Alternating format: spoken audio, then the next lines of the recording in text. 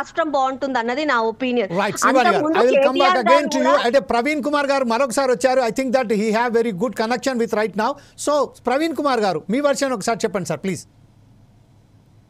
ఆ సిస్టర్ చాలా చక్కగా వివరించారండి సమస్యల్ని. ఎగ్జాక్ట్లీ వాస్తవంగా కార్పొరేటర్లకు ప్లస్ ఉద్యోగులకు, మున్సిపల్ ఉద్యోగులకు ఈ పరిశుభ్రత పైన నిజంగా అవగాహన లేదని చెప్పొచ్చు.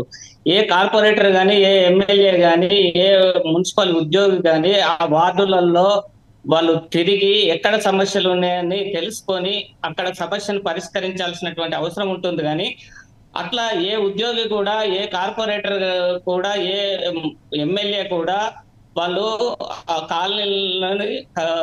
కాలనీలోకి వెళ్ళటము, అక్కడ సమస్యలు తెలుసుకోవటం చేయడం లేదు. అందుకే ఎక్కడ సమస్యలు అక్కడే ఉంటున్నాయి.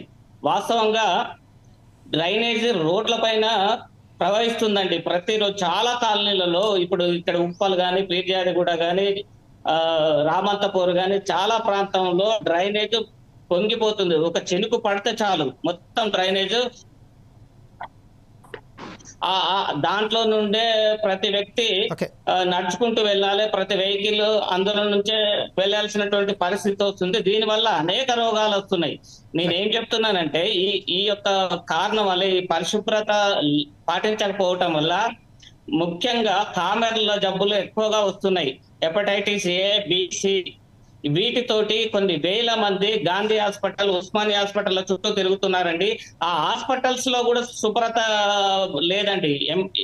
వరంగల్లో ఉన్నటువంటి హాస్పిటల్లో కానీ, ప్రభుత్వ హాస్పిటల్లో కానీ, ఇక్కడ ఉన్నటువంటి ఉస్మానియా, గాంధీ లాంటి ప్రభుత్వ హాస్పిటల్స్ లో కూడా శుభ్రత పాటించటం లేదు. ఎక్కడ చెత్త అక్కడే ఉంటుంది. ముక్కు మూసుకుంటే లోపలికి పోయినటువంటి పరిస్థితి ఉంది. ఇక వర్షాకాలం వస్తే అసలు ఎక్కడ మాన్యువల్స్ ఓపెన్ అయి ఉంటాయో, ఎక్కడ ఏం జరుగుతుందో తెలియనటువంటి పరిస్థితి ఉంది. వర్షాకాలం ఎంతో మంది ఆ నీళ్లలో కొట్టకపోయి చనిపోయేటటువంటి ఇది మనం చూస్తూ ఉన్నాం. నిజం.